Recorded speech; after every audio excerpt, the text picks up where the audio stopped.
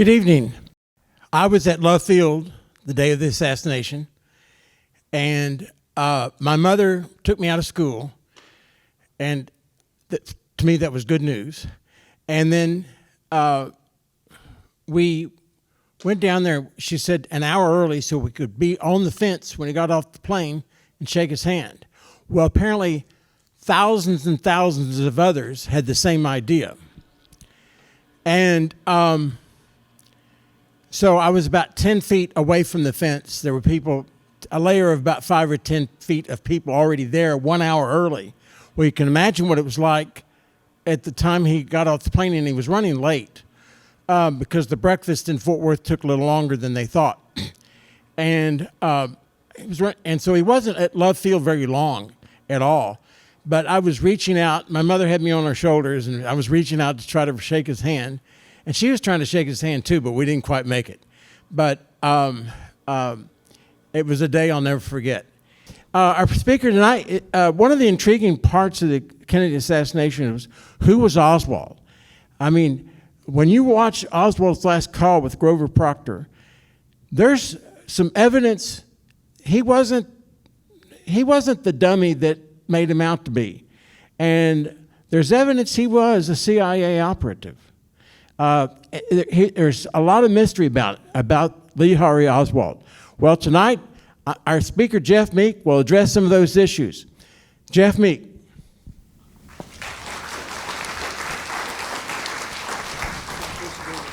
Okay. Well, thanks. Can you hear me okay? Sound okay? All right. Well, thanks to the library and Tom for having me. It's a topic I've been involved with for a long time, as you'll see, and I love sharing the research that I found. A little bit about how the book came about. First of all, I wrote a previous book in 1977 after getting to know Mary Farrell. Anybody know that name? Mary Farrell. No one wrote a book in the 70s and 80s without meeting with Mary Farrell.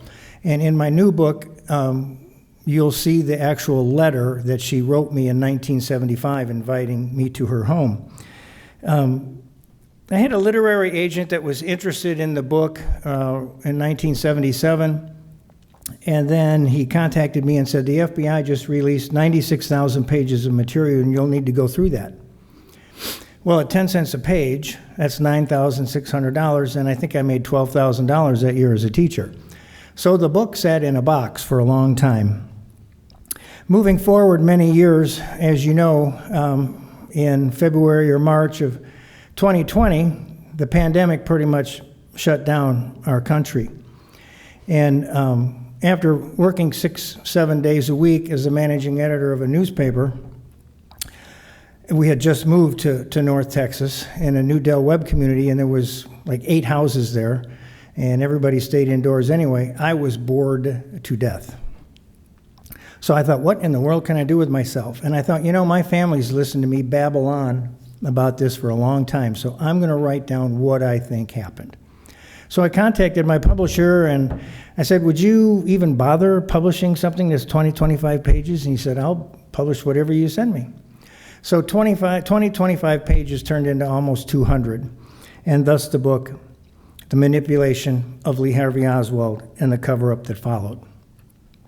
I think it's important for us to start by going back in time, in the early 1960s, to get a sense of what it was like, what was going on during those early days of the Kennedy administration. There was the Bay of Pigs failure in April of 1961. There was the Cuban Missile Crisis. I might have said October of 61. In April of 61 was the Bay of Pigs, a completely botched operation. We could spend a night on that too. But then in October of 1962 came the Cuban Missile Crisis. And because of those events, Kennedy really began to distrust the CIA and the military leadership who wanted to invade Cuba. They came up with all sorts of plans, provocations like Operation Northwoods that would provoke the country to want to attack. Kennedy also wanted out of Vietnam. I know there are some that disagree with that, but I firmly believe that. I think the material is there to prove it. He did not want any intervention in Laos. He fired Director of Central Intelligence Alan Dulles and his two deputies, Richard Bissell and Charles Cabell. By the way, Charles Cabell's brother was Earl Cabell, mayor of Dallas, who was CIA connected since October 17, 1956. So the CIA and the military saw Kennedy as a real threat to national security. In particular, one CIA officer by the name of William Harvey just called him a traitor, just felt that Kennedy was a communist and a traitor and he needed to go. Have any of you ever seen the movie 7 Days in May? That's what Kennedy, if you get a chance to see it, watch it, because that's the situation Kennedy was in. And how do we know that? We know that because he told his advisors that when he read the book and encouraged Hollywood to make the film. He died before the film came out, but it'll give you a real sense of what Kennedy was going through at that time. So let's start with a review of the 1964 Warren Commission findings. That Lee Harvey Oswald was on the 6th floor of the Texas School Book Depository. He fired 3 shots, killing Kennedy and wounding Texas Governor John Connally. Then 2 days later, on November 24th, Jack Ruby walked into the basement of the Dallas Police Department and shot Oswald.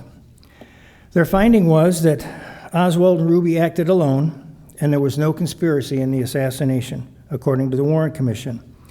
Then in the late 1970s, the House Select Committee was formed, House Select Committee on Assassinations, and came to far different conclusions. It's too bad they ran out of money and time, or I think they could have done more, but their most striking finding was that there was a 95% chance or better of a 4th shot, and it came from the front of Kennedy. Thus, a conspiracy to kill Kennedy. Then in 1991, I've already spoken to one of you today, came the movie JFK by Oliver Stone. And that triggered a lot more interest, to the point that Congress passed the JFK Records Act in 1992. And that act was put in place to get agencies to release their documents. And in 1993, the Assassination Records Review Board was put into place and operated for several years, got a lot of stuff declassified, but many times there were redactions in those documents, and of course there were tens of thousands of documents still not released. Well, as the title suggests, I believe there was a cover-up of information. Why?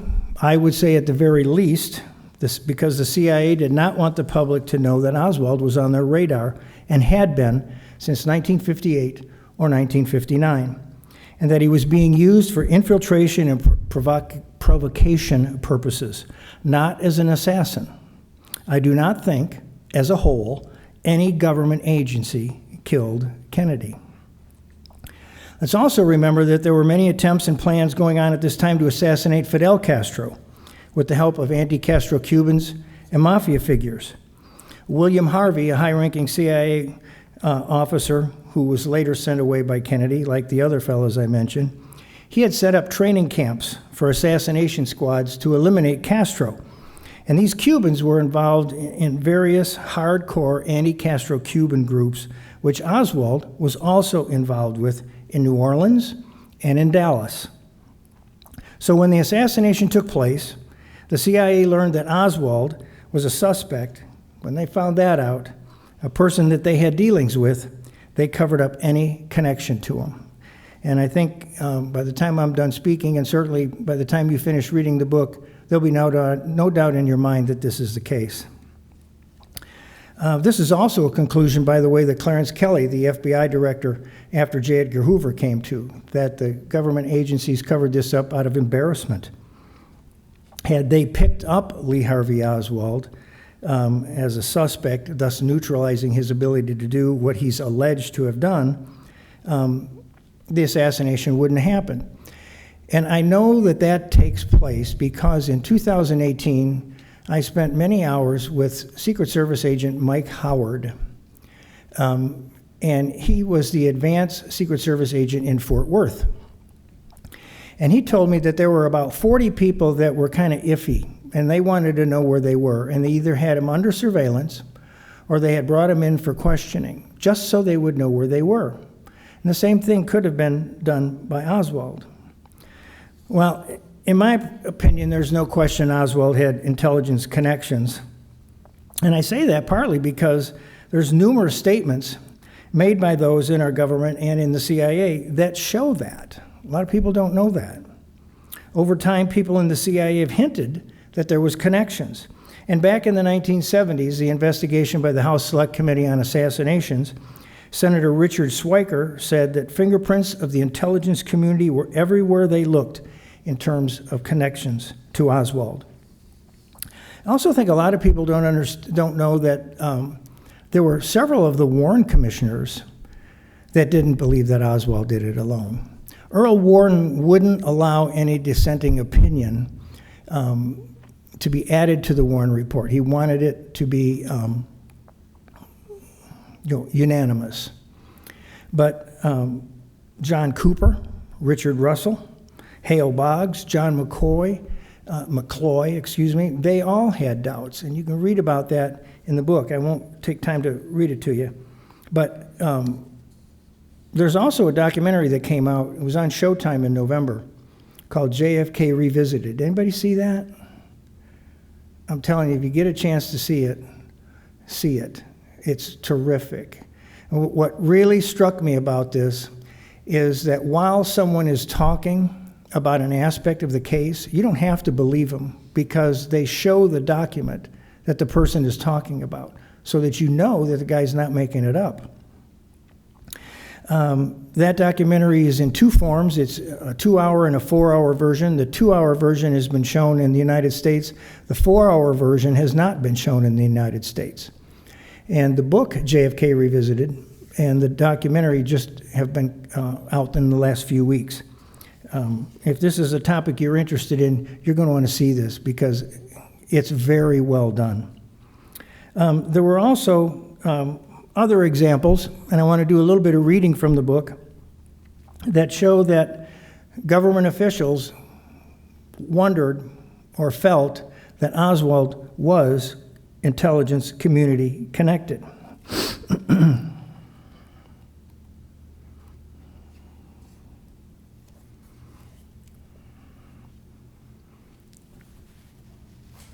For example, Congressman and former FBI agent Don Edwards chaired the 1975 House Committee hearings on civil and constitutional rights. He told researchers Anthony and Robin Summers in December of 1944 in an interview with Vanity Fair that, quote, "There's not much question that both the FBI and the CIA are somewhere behind this cover-up. I hate to think what they were covering up or who they were covering up." And then there's other people who worked for the CIA at a high level that felt that Oswald was intelligence connected. One of them was a woman by the name of Jane Roman, who I believe it was 1994 gave an interview to Jefferson Morley and John Newman, who are fantastic researchers. They are one of the few who have sued the CIA for information and won. Took years. But she basically said that, yes, there was a keen intelligence interest in Lee Harvey Oswald. Another person's name that comes up is Tenant Bagley. And researcher Malcolm Blunt, who lives in England, but has spent a lot of time at the National Archives doing research, he got to know Blunt, or he got to know Tenant Bagley pretty well. And after Bagley had retired, he met with Bagley in his home in Belgium. And of course, they're talking about the assassination and the CIA connections. And Bagley asked Blunt about Oswald in Russia. He said, "Do you think Oswald went there wittingly or unwittingly?" And Blunt says, I didn't know the answer. And Bagley enthusiastically said, of course he went there wittingly. In other words, Oswald went there for a reason. I believe he was on a mission. Also, the ambassador to Mexico at that time, Thomas Mann, had some interesting comments. I'll share those with you.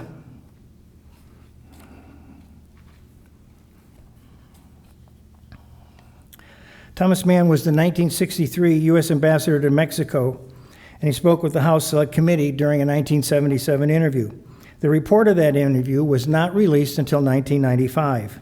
It stated that Mann had concerns and mentioned these points, that, quote, instructions were received from Washington to stop investigative efforts to confirm or refute rumors of a Cuban involvement in the assassination. Mann said his instructions came from Dean Rusk, Kennedy's Secretary of State, and that he believed Win Scott, the CIA station chief in Mexico City, had also received similar instructions from their directors. Mann described the explanation for the instructions to stop the investigation as incredible. Later in the document, Mann said he felt Sylvia Duran, who's the woman that Oswald spoke with at the Cuban consulate, was probably an agent for the CIA, and speculated that was the reason CIA requested the embassy to not arrest Duran. Still later, Mann said in a private telephone call that was tapped in 1963 by the FBI, he said furthermore that, it is said furthermore that, quote, Mann stated in his opinion, if he had to make a guess, there was a 99% chance that the investigation was stopped because it would have resulted in the discovery of covert U.S. government action.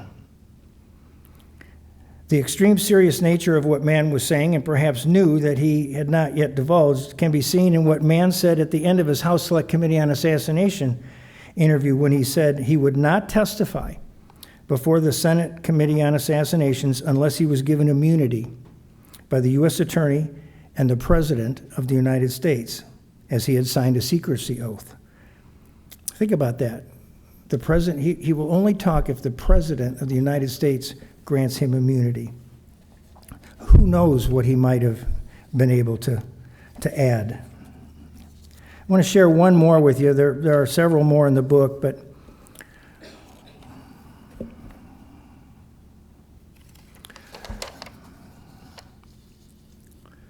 one in particular I thought was interesting, by Donald Moyer of the 112th Military Intelligence Group, which was a local Texas group. He testified before the Assassination Records Review Board in 1996 and served with the 112th Military Intelligence Group. He was asked if he thought Oswald might have been, or probably was, working for any branch of intelligence. He said yes, it had all the earmarks to anyone who's ever been in the business. He added that setting up fake defectors was not an unusual operation for the purpose of gathering information, and that such a plan would have to be approved by headquarters. As I say, there are many other examples of people within the CIA that hint or pretty much say that there was an intelligence interest in Oswald. I don't think there's any question about it if you really dig into the research. But there are also other examples, like a couple of assistant commissioners to the Warren Commission by the name of W. David Slauson and William Coleman. These two assistant councilmen in a 1964, way back then, memo tried to get the commission to dig deeper into an area, into groups that were very high on the CIA's radar, that being anti-Castro-Cuban groups like the DRE, which, by the way, was funded by the CIA to the tune of, this is 63, 64, $51,000 a month. I think that's like over $300,000 in today's dollars. The House Select Committee report in Volume 12 goes into a lot of detail on this and added that there were indications according to Coleman and Slauson, who worked with the Warren Commission, that Oswald was connected to some of these groups, and in particular the DRE. The DRE was based out of New Orleans, where, as many of you know, Oswald was born and spent a lot of time. And Oswald, you've probably seen the photographs of him handing out leaflets. There's even a short film clip of it, which is another interesting topic. How did a film crew know to be on that street corner? That's a whole nother half hour. But anyway, 2 days before that, Oswald met with a man called Carlos Bringuer, who headed the DRE in New Orleans. And he offered his services. He said, I'm a Marine, I know how to handle weapons, et cetera, et cetera. I want to help your anti-Castro cause. Well, a few days later, Oswald is out on the street handing out anti-Castro leaflets. Bringuer finds out about it.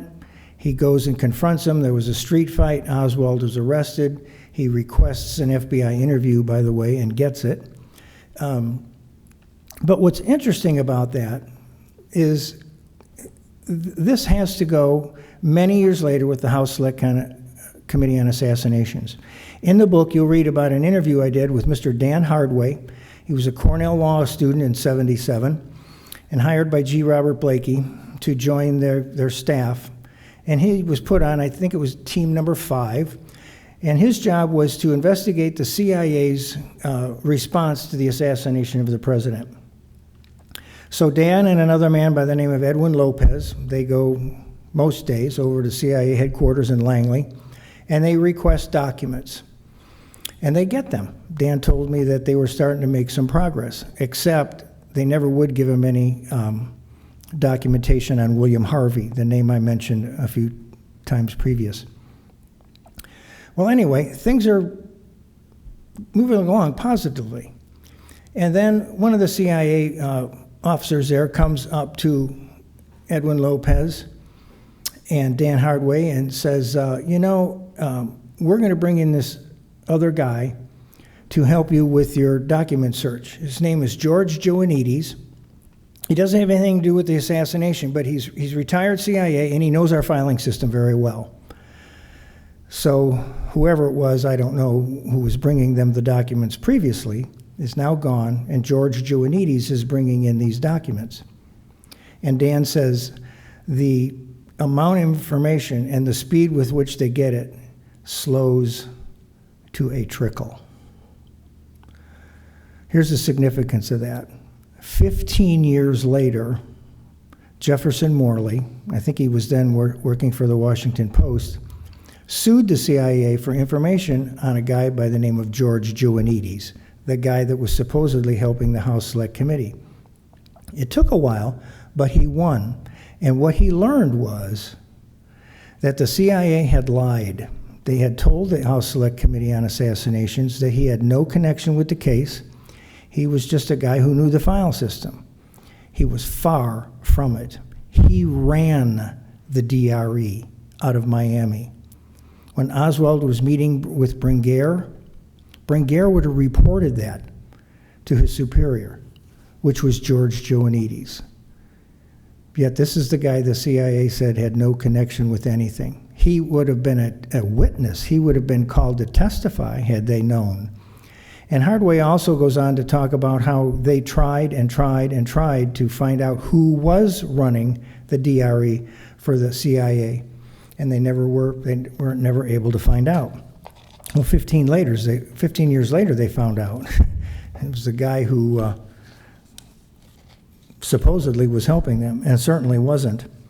Well, many would say that that Oswald was not a candidate for espionage. He was a loser, he was a malcontent, but in my opinion, they're wrong. I agree with those who've studied espionage and what traits handlers look for. And I mention this in several places in the book, but I just want to read one example to you. I want to make sure we have plenty of time for questions and answers. According to author James H. Johnston, in his excellent book, Murder Incorporated, the CIA under John F. Kennedy. He was told, while serving as a lawyer for the 1975 Senate Intelligence Committee by a briefer, that this is precisely, Oswald, this is precisely the kind of person the Soviets used during World War II. As Johnson points out, the Warren Commission noted that Oswald was moved by an overriding hostility to his environment. He does not appear to have been able to establish meaningful relationships with other people. He was perpetually discontented with the world around him. He sought for himself a place in history, a role as a great man. To me, that sounds pretty much like Lee Harvey Oswald. It's my opinion that Oswald was approached by the CIA when he was in the Marine Corps. He was sent to Atsugi Naval Air Station in Japan, which was a base that handled the ultra-secret U-2 spy plane that overflew Russia and other areas, taking a lot of photographs. I believe while he was there, and I go into more detail in the book than I'm going to right now, but he was approached because it was no secret amongst his fellow Marines that Oswald had an interest in Russia. So I believe that he was approached by the CIA and said, "You want to go to Russia? You don't have to try to spy. You don't have to do anything. All we want you to do is to say that you're a radar operator and you operate the U-2 spy planes. You cover it with the radar, where it flies, how high it flies, what are the call signals, what do those signals mean, and so on." And that would have been hugely important to the Russians and the KGB, because at that time they knew the U-2 was flying over their country, but they couldn't shoot it down. So this is like a red flag. Some would disagree, but I think it's true that the American embassy there in Moscow was probably bugged. And when Oswald said this to the counselor there, they heard it. And I think they interviewed Oswald about it. In fact, just last week, I met Francis Gary Powers' son, Francis Gary Powers Jr. Francis Gary Powers was the pilot of the U-2 airplane. And he and his father wonder if Oswald might have been at least somewhat involved in how his father got shot down just 5 months after Oswald defected. Well, here's this information that the KGB would be ultra interested in because they can't shoot the darn thing down. So the thinking is, by some, and I believe this, that there's no question that there was a hunt for a mole inside the CIA at this time. So the thinking is, we'll send Oswald over there. All he has to do is just say something, don't act weird, and we'll see if we get a response. And this is how they figured out they would do that. That the KGB would then contact the mole within the CIA. And the CIA would be able to figure out who this mole is because Oswald's documentation was not in the Soviet Russia Division branch. It was moved. And James Angleton, in charge of counterintelligence, and probably that Jane Roman were the only folks that knew that. So when this mole goes to the Soviet division to look for those documents and finds out they're not there, he's going to start searching. And as Malcolm Blunt points out, there's a form they had to fill out. I think it was called a 362, which gives the person's name, what they're looking for, why they're looking for it, and so on. And as this mole began his search through CIA divisions, they'd be able to figure out who the mole was. Well, in the end, it didn't work. They didn't find out if there was a mole or not. Angleton, I think it's accurate to say that he went to his grave thinking that there was a mole. He was their expert in that area, counterintelligence. I also think that he's one of the people who knew a lot more about the assassination and took it to his grave, as did several others, like Richard Helms. And one of the reasons that jump out at me that I say that is that he knew more and didn't share it was, I'd mentioned to you Win Scott, who was the CIA station chief in Mexico City. Well, Win Scott, when he died, James Angleton immediately went from Washington to Mexico City and rifled through his safe and took all his documents. There's also a manuscript that is out. As far as I know, the only person that has it is Win Scott's son. And Scott talks about something's going on here. This is about the time that Oswald's there, late September, early October, 1963. Scott says, there's something going on here, and I can't figure out what it is. And obviously, whatever it is, they haven't included me, and I'm running the station. So there's another high-level CIA official who's wondering what is going on down here. And I would say that it's obvious that something was going on down there, and that's why those people that I mentioned earlier got those phone calls to stop their investigation. There's also in the book several examples of intimidation and just plain lies and obfuscation of evidence. I mentioned Dan Hardaway and his experience with George Ioannidis, but he also mentioned to me in the interview a program called IWASH. Anybody ever heard of a CIA program called IWASH? IWASH was a program, let's say that you and I both work in the CIA and I'm in department, let's say Department A, you're in Department B. The program IWASH fed inaccurate information from Department A to fellow employees, for example, in Department B, let's say.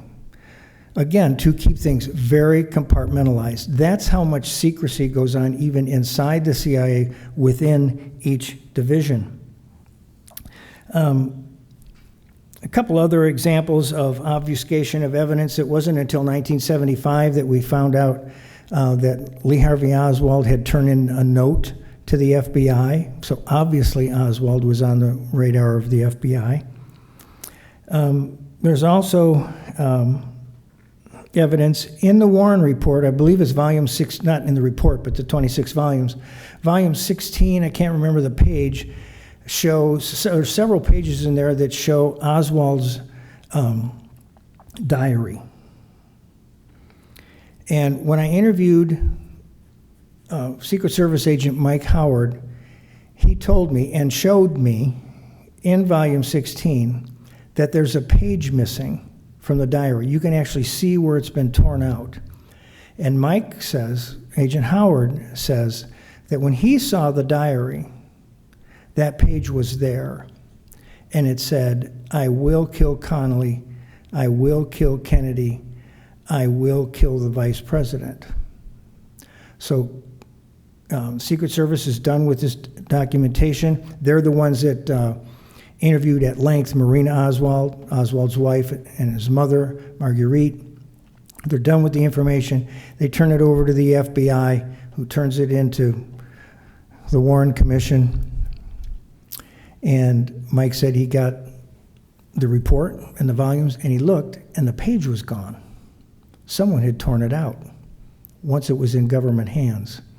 Another example of obfuscation. There's also several puzzling things that I think you'd all agree. You know, please don't ask me who killed Kennedy, because I don't know, okay? But there's just a lot of puzzling things that are still out there. For example, when Oswald was going to leave the Marine Corps, he got an early discharge. He said his mother was hurt and needed his help. What happened was his mother was working at a candy store, and she reached up to get a jar or a box or something of candy, and it fell off and hit her in the nose. Well, Oswald used that as an excuse to get out. And he also said that he was going to travel to Russia, and the reason, or he was going to travel overseas. And the reason he was going to travel overseas was he wanted to attend Albert Schweitzer College. I talk about this in some detail in the book. He never did go there, but the part that's really puzzling to me is how Oswald knew about Albert Schweitzer College. Because when the investigation took place and the Swiss government was asked about this college, the Swiss government didn't even know it existed. So how did Oswald know about it? That's a real puzzler to me. One other, and then I'll be glad to take your questions. Back in the early 60s, there was another committee in place called the Dodd Committee, and it was investigating juvenile delinquency. Now, what does that have to do with the Kennedy case? Here we go. One of the aspects of juvenile delinquency that they were looking into was how easy it was for just kids to be able to get weaponry through the mail. And you may remember that in April of 1963, Oswald supposedly got a rifle and a pistol. Well, just looking for anything I could find on the Dodd Committee, one day I came across on eBay some of the actual hearings that were printed. And I thought, well, you know, I got nothing to lose. I'm going to buy them. So I bought them, and I really lucked out because they spoke particularly about Texas, which was, you know, where the assassination was. So the most interesting part about this is the fellow that was being questioned by the committee, his name was Robert Herndon. And he used to be high up in the FBI, but got out of that and got into the freight business. And it's the freight business that the mail order gun companies send the weapon to you through a freight company. And Herndon was talking about just the nightmare that is, because all the states have different rules. And he goes, you know, for example, in Texas, and I'm like, oh my gosh, I got really lucky here. And he talks about 3 different ways that if you want a gun, if you want to order a gun through the mail in the state of Texas, there's 3 different ways you can do that. And Oswald did none of them. So how did he get the guns? Any questions?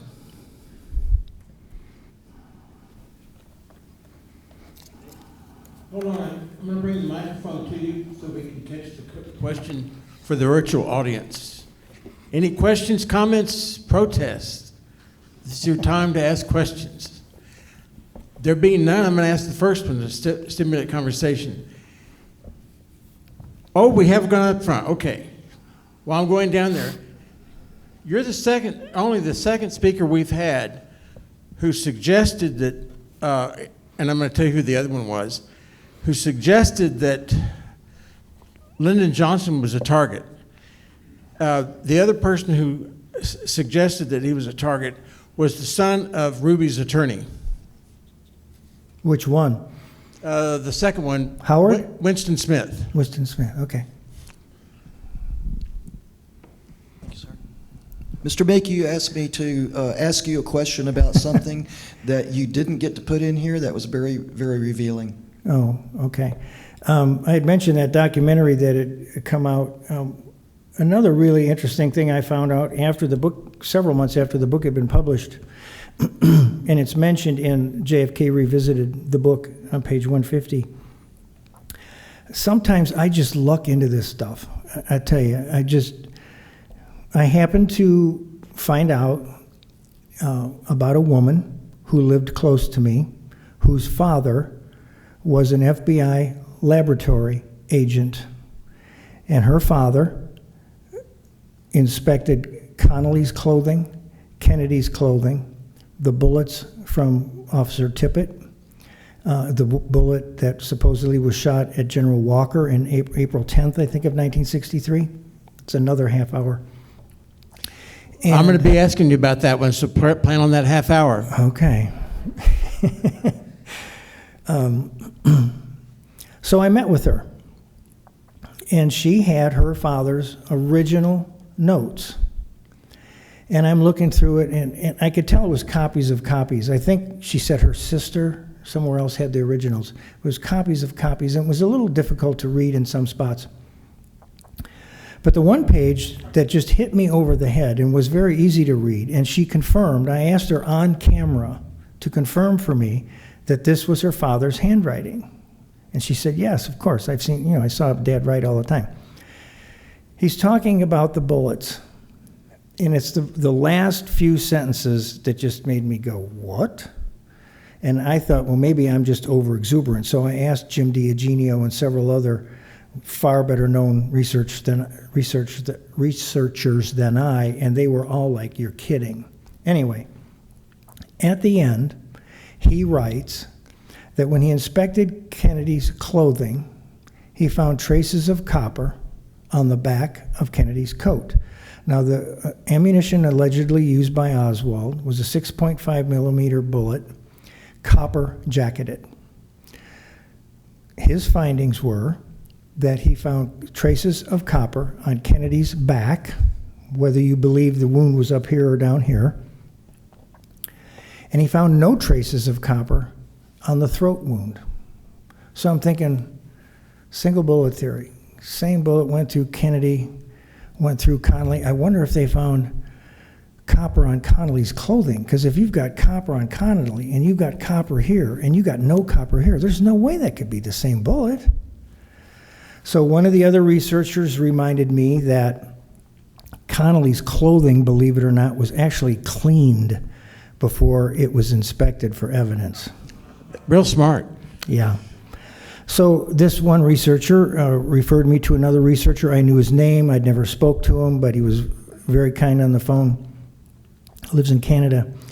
And researcher A told me about researcher B that this guy knows everything about Connally. He'll be able to help you. So I contacted him. He said, yeah, they found copper on Connally's clothing. And he sent me some documentation. And one of the pages he sent me was what this woman had of her father's. But it was a much better copy, and I could see that it was a chart with copper, I'm going to say aluminum, whatever, across, and then check marks on where it was found. And it backed up what he had written out, that copper was found on Connally and on the back of Kennedy. So if you have copper here, and you've got copper all over John Connally, and the single bullet theory is true, why is there no copper here? Does anybody need an explanation of the single bullet theory? If so, say so, because if this may not make much sense to you if you don't know that one shot went through both people and caused 7 wounds and looks almost pristine. So that was too late for the book, but it is mentioned in Jim D'Eugenio's book that just came out last week, JFK Revisited. And that documentary is excellent. It's very well done. And I say that for this reason, that when so-and-so is talking about a particular aspect of the case, they show the document while the guy's talking. So it's not just some guy, blabbing away on something that may or may not be true. There's the document. You can read it while he's talking about it. It's very well done. There's a 2-hour and a 4-hour version. Showtime showed the 2-hour version in November, and the 4-hour version has never been shown in the United States, but it's been shown elsewhere in Australia and Germany and elsewhere. It's now, the 4-hour and the 2-hour version are both out now on DVD just this week. If you can stand a 2-hour or a 4-hour length program, you're going to be surprised what you see and hear from these people. If we had more time, I could share a little bit of what's in there. We had the time. I want to talk to you about General Walker. Yes, sir. Only because I had met him a couple times and driven by his house thousands of times, and he had that flag upside down. He flew the American flag upside down. Sign of distress. Right. And at the time that somebody did try to kill him, there's no question. There was no clue as to who it was at the time. And the only evidence that came out was during the Marguerite, I believe, said, Marguerite Oswald said, Marina Oswald. Yes. Had said, thank you for your clarification. That's okay. Had said that there was a note in a recipe book or something that he had tried to kill. This is what you need to do if I don't come home and I'm arrested and blah, blah, blah. What's your theory on that? I think it's possible that Oswald took that shot. I think I think it's interesting that he missed a stationary target, but could hit a car going 11 miles an hour on a curvy road At a distance. at a distance. That's right. And General Walker was at his desk working. So he's stationary. Yes, he was sitting at his desk, I believe, in his study. I wonder, Tom, if that's part of the legend of Oswald. Is that part of him? Was he told to do this and miss? Deliberately? Would his handlers, they wanted to see, will he actually take a shot? I don't know that that's the case. But you're right, someone definitely did shoot at him. The bullet they pried out of the wall, as you probably know, was never matched to the I think it was Mannlicher deliberate Quintana. that they missed. I'm sorry? I think it was deliberate that they missed. I do too.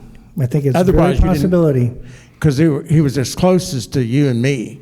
Yeah. And if Plus, there's, as you know, quite a bit of evidence that people who heard the shot came outside and saw two people running away, saw people getting into a car. Oswald never owned a car.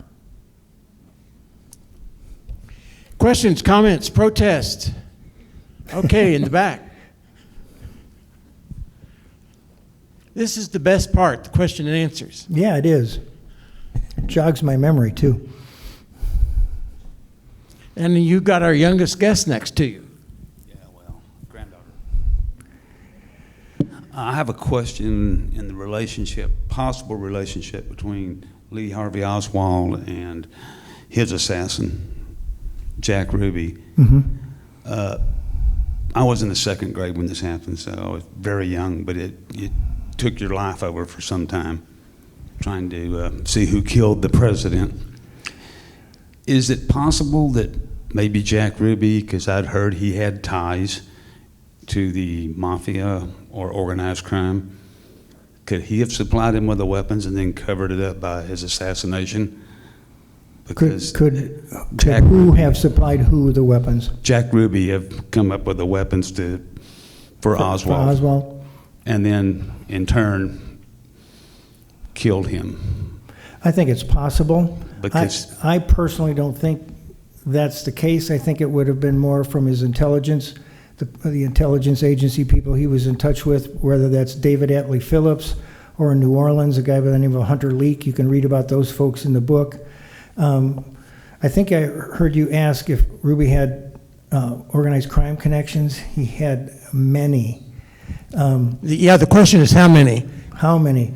I got more than I've got fingers on my hands. I can't think, I think it was RFK, when he started looking into this, first of all, right away when it happened, he got on the phone and guess who he called? John McCone, the director of the Central Intelligence, and said, "Did your people do this?" When Kennedy looked further into this, and you know Kennedy had an all-out war against the mafia at that time, he said that when he looked through Ruby's phone records, it looked like a who's who in the mafia. One example I'd like to go into a little more detail about, and this is in CIA documentation. I also mention it in the book. In 1959, Castro comes to power. He kicks out the oil companies, he kicks out the mob who's running the casinos, and he throws a guy in jail by the name of Santos Trafficante, who runs the mob in Florida. Some believe he's a double agent. He's working for Castro and he's working for the government in these anti-Castro plots.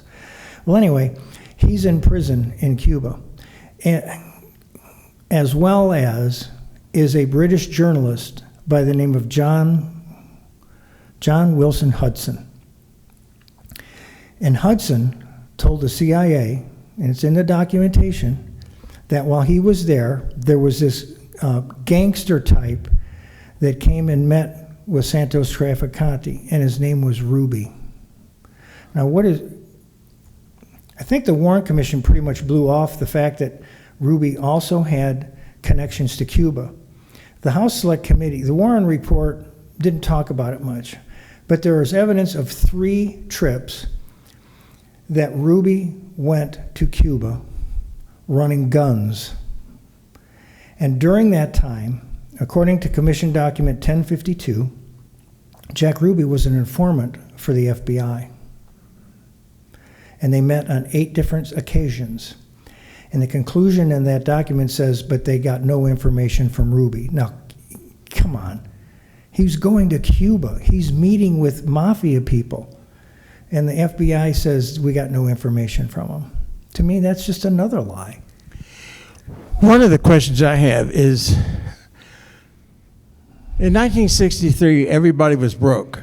I didn't know anybody that had any money.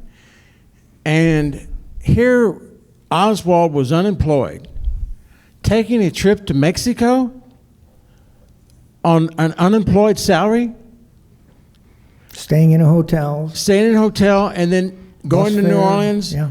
And by the way, we had Oswald's girlfriend here one time, Judith Baker. And so for months he was unemployed, and it was not cheap going to Mexico and staying in hotels. No, and to add to your point, years before that, when he came back from Russia, all of a sudden he shows up with $432 to get home. From where? Working in a Minsk radio factory? I doubt it. Which was about, in today's dollars, about $5,000. Probably. So that was always kind of I always follow the money in any kind of crime. And Oswald being unemployed and traveling around the country, and also the fact that the CIA lost him. They knew he was there, but they lost him. Well, Mexico City is an enormous can of worms. And researchers like Bill Simpich and Dan Hardway and Jefferson Morley, they have spent years and years in looking at that, and they're still not convinced on what the heck was going on down there.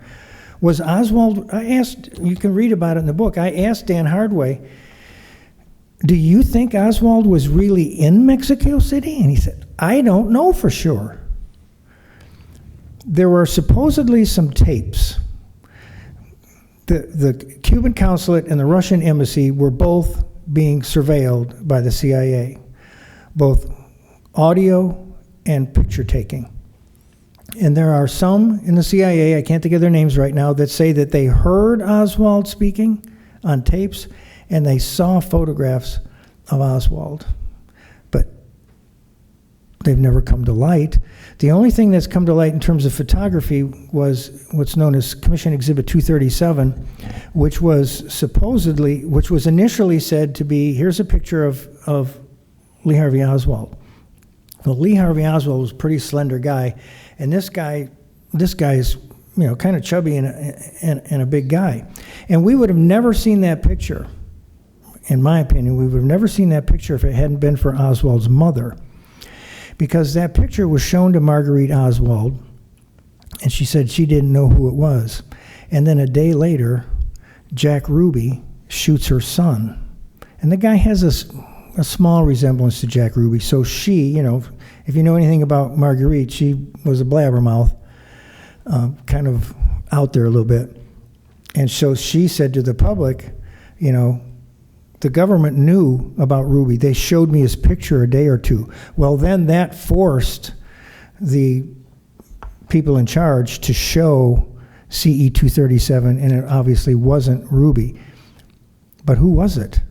If they're taking pictures and surveilling Oswald, why is this guy's picture in there? And who is he? What evidence do you have that he was trained by the CIA in North Carolina?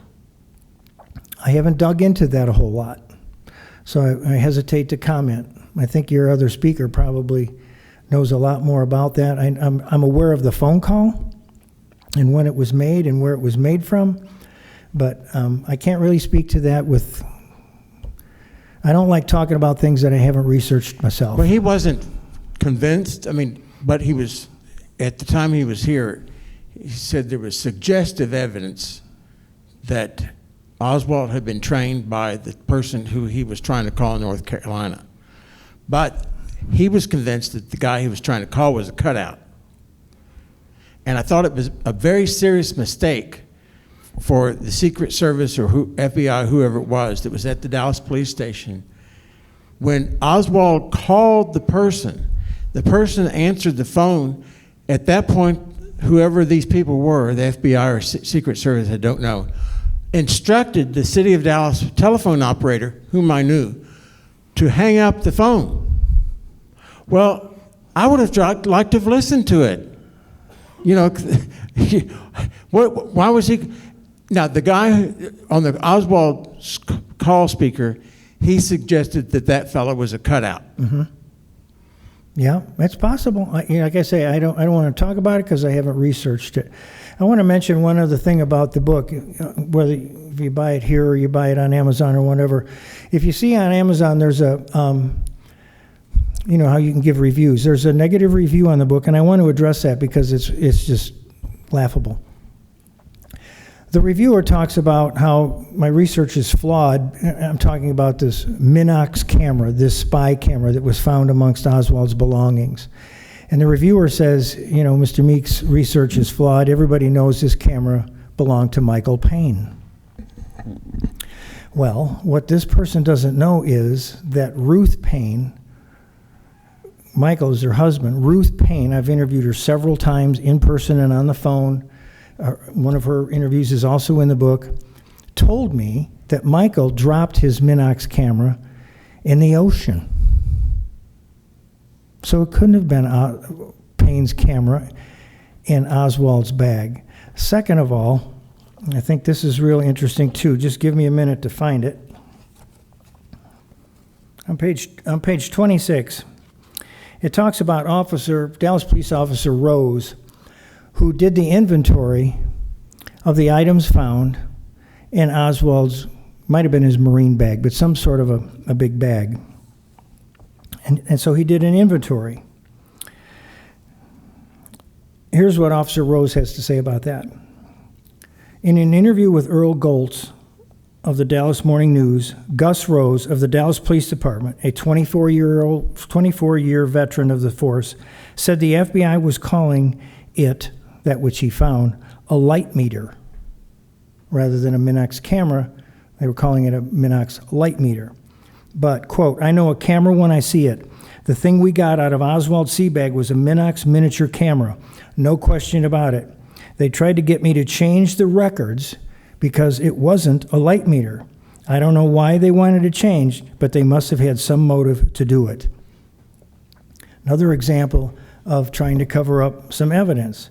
Now, I don't know if the reviewer didn't know any of that or wasn't convinced by it, but why would Michael Payne's camera be in Oswald's bag? And I doubt, I'm not sure, I don't remember if Ruth even told me if the camera was retrieved from the ocean, but he dropped a camera in salt water. That camera wouldn't have been any good at that point.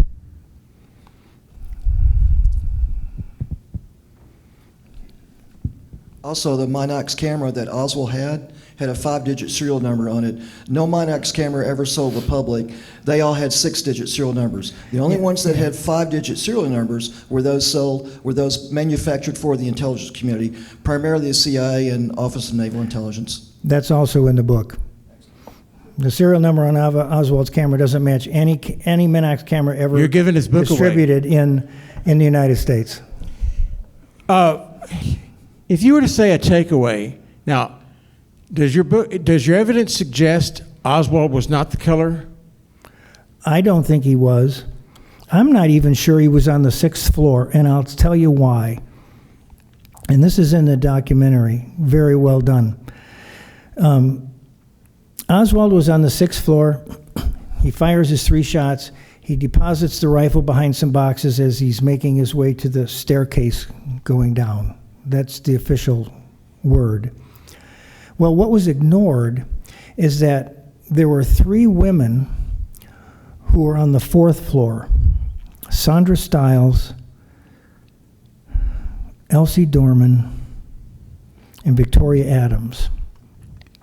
And in their testimony, they say that immediately after the shots were fired, they came down that stairwell. And there's only one stairwell. They saw no one. They heard no one.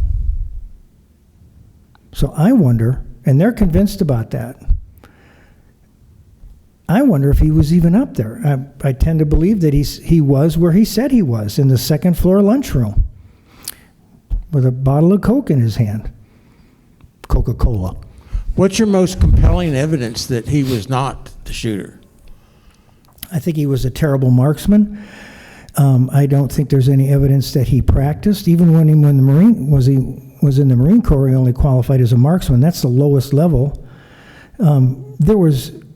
If he would have been practicing with that gun, I think they would have found more ammunition. The only other bullet that was found was in the clip.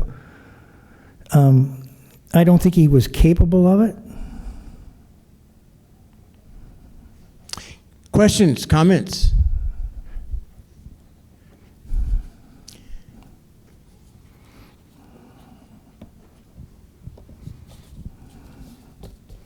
Tom, you asked for evidence.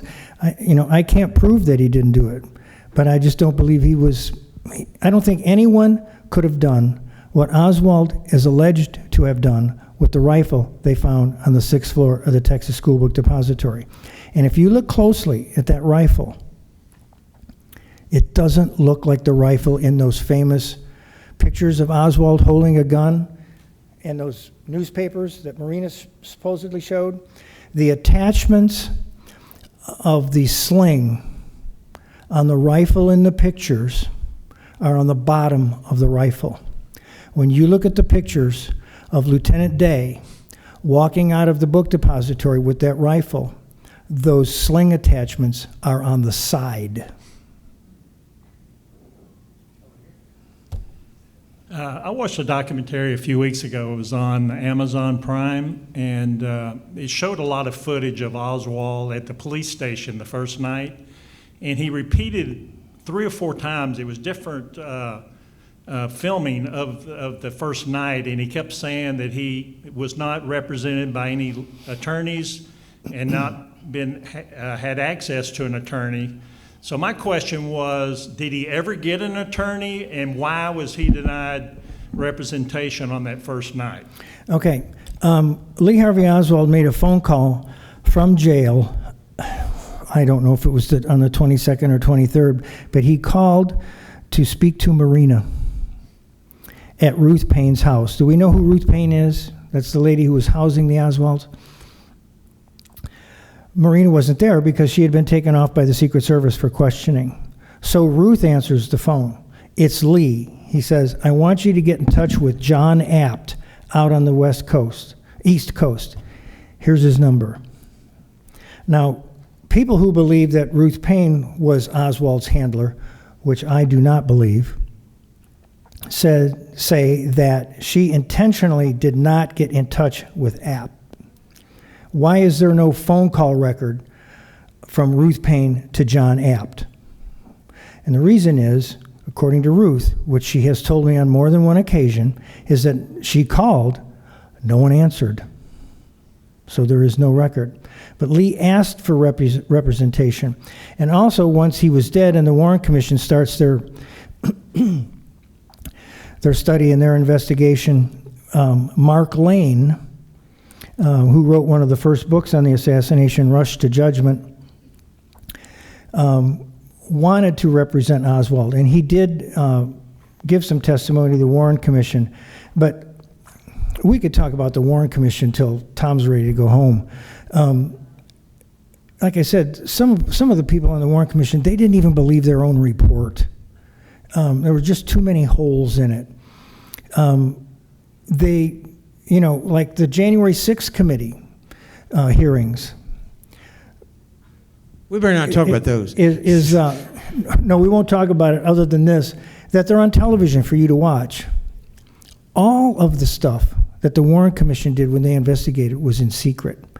Their transcripts of executive committee meetings were not released until years later. And some of them are very revealing. So nobody knew what was going on.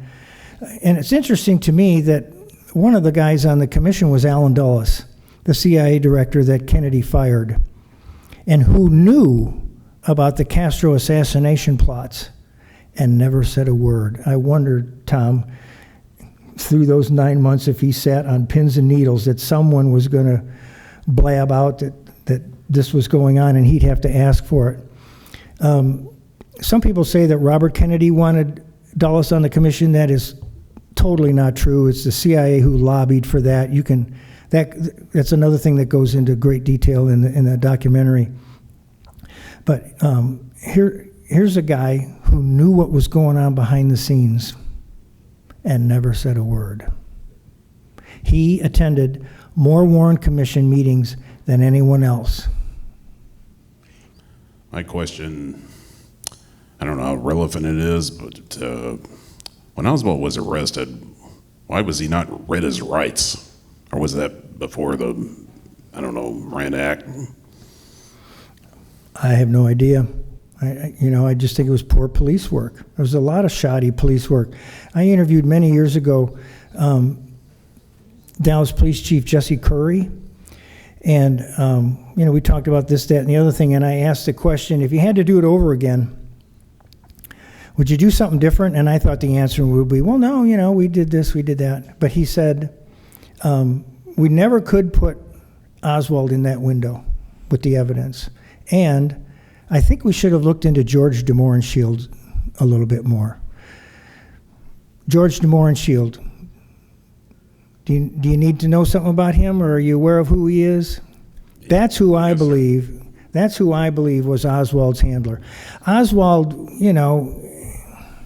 he had no friends, but he was befriended by this guy by the name of George de Mohrenschildt, who was an elite-like person. He came from nobility overseas. He was a wealthy oil man. And I think one of the things that intrigues me that we touched about the Walker thing was after the shooting at Walker, George de Mohrenschildt came over to Oswald's house and said something like, Tom, maybe you can help me out here to get it more exact, but so you took a shot at him, huh? Or you missed him? And Oswald just turns white, because at that point, Marina's really the only one that supposedly knew about it. I think de Mohrenschildt knew about it because he was Oswald's handler. Right after he shoots at Walker, if he did, he leaves Dallas and goes to New Orleans. Right after the shooting of Walker, de Mohrenschildt leaves the country. De Mohrenschildt was in constant contact about Oswald with a man by the name of J. Walton Moore, who ran the domestic contact services of the CIA in Dallas. There's just no doubt about it that Oswald was connected. And I don't think he was the assassin. I think he was a provocateur. As I said, in Russia, related to the U-2, and I think in New Orleans, because he was trying to defame the Fair Play for Cuba Committee, which did go out of business after Oswald was done with his work there. I think he was up to the same thing in in Mexico City. I think he was about to do the same thing in Dallas. I think one of the most significant documents that's just kind of lost in the shuffle was turned in by Dallas Deputy Sheriff Buddy Walters, who was later killed in the line of duty. He turned in, Sheriff Decker was his boss, and Sheriff Decker and him were like family. I mean, they were just really close buddies. They even looked alike, wore the same kind of fedora and all that. Well, he turns in a document, a report that says Oswald was seen at, I think it's 3128 Harlandale Drive, in the presence of anti-Castro Cubans who are staying there. And shortly after the assassination, these Cubans left. I wonder, when Oswald left, and I've written about this, I think that article's in the book, I think that's where Oswald was going when he left. I think he was headed to the Harlandale house to lay low until he could get out of Dodge, so to speak. I think this is what convinces me about it anyway. When Oswald left a book depository, he got on a bus, the Marsalis Avenue bus. But it was mired down in traffic. He got off and he got a cab and took a cab to his house at 1026 North Beckley. Had Oswald stayed on that bus it would have taken him to within 3 blocks of the Harlandale house. I also wonder, after he got to his house, after Oswald got to his house, before he got off the bus, he got a transfer ticket to get where he could get back on this Marsalis Avenue bus at a location, I can't think of the cross street, Marsalis and something else. I think it was 5 or 6 blocks away from where Tippit was killed. Witnesses to the Tippit killing get criticized because some say that Oswald was seen walking east, some say Oswald was walking west, and I believe they're both right. And here's why. I think Oswald was on his way to get back on that bus to get to Harlandale House. He missed it. So now he's walking back towards Beckley Street, Beckley Drive Avenue, whatever it is, which is where he would have come from. So why is he heading back in that direction? And I think he's walking in this direction, and he sees Tippit's car coming, and he turns around, and he starts walking away. And that's what caused Tippit to notice him. That's what made Tippit wonder, why would he turn around and walk away? A lot of people don't believe Oswald killed Tippit. I lean towards thinking that he did.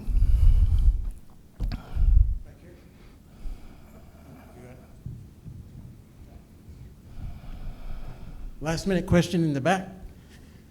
This will be our last question.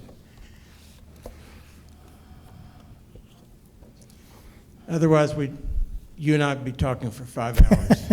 We'll be here when the sun comes up. I once gave a talk many years ago at Northwestern University, and the presentation I did back then was about 50 minutes, and seriously, the Q&A went 2 hours. I was one of the very few, this was in '75, I was one of the very few people who actually had a copy of the Zapruder film. Mary Farrell gave it to me. Yes, ma'am. I want to answer the other man's question about reading his rights. The Miranda ruling was in 1965, so that wasn't that ruling hadn't taken place yet. Okay, there you go. Do you know what year? Do you know what year they did come into place? I said that would be the last question, but can Okay. you tell the audience who Mrs. Farrow was? Mary Farrell was, I believe, the best ever researcher. I met her in 1975. She welcomed us to her house with open arms. We were staying at a flea bag hotel. She didn't like that, so she put us up at a hotel out at Love Field at that time. I don't know if there's a hotel there now or not. I'm only in Texas for a couple of years. But she had a house. She had a small building, I'll say, in the backyard, patrolled by 2 German shepherds, and had just done a mountain of research. If you look at the books that were written in the 70s and the 80s, many of them will mention her in the acknowledgments. And I don't remember how it is that I learned about her, but I wrote her a letter. And I didn't even know if I'd get a response or not, because I mean, this woman was sought by everyone, and no one other than my wife knew I had any interest in this, so I didn't even know if she'd answer. But in the beginning of the book, I still have the letter that she wrote back to me, and I'm just going to read the last paragraph. Jeff, I receive mail daily from all over the world, such as, I have started working on the Kennedy assassination. Please send me everything you have. I ignore most of it. Your letter was intelligent and definitely above the ordinary. I look forward to meeting you, and I'm glad you are now among those dissatisfied with the official version. When I was there, Michael Eddowes was also there. He wrote the book Khrushchev Killed Kennedy and later changed the title to The Oswald File. I mean, people came from all over the world to check facts and to meet with her about things. She was still working at the time. I think she was the secretary at a law firm, if I remember right. And I'd get up in the morning, and on her kitchen table, seriously, would be a stack of FBI and CIA documents like this. And while my wife went shopping, I slowly made my way through these documents during the day, and we'd sit up to the wee hours of the night talking about them. There are other people that are not too keen on Mary Farrell. I think she was wonderful. She there's a foundation, a Mary Farrell Foundation website that is by far the best if you're looking for documents. They have millions of documents available. It's run by a fellow by the name of Rex Bradford. That's her legacy, I think. She's left all this research behind. The wonderful gal. Jeff Hurd is back, so you can sell books. Thank you all for coming. Come back in November. Come back to concerts. Thank you so much, Jeff Meek.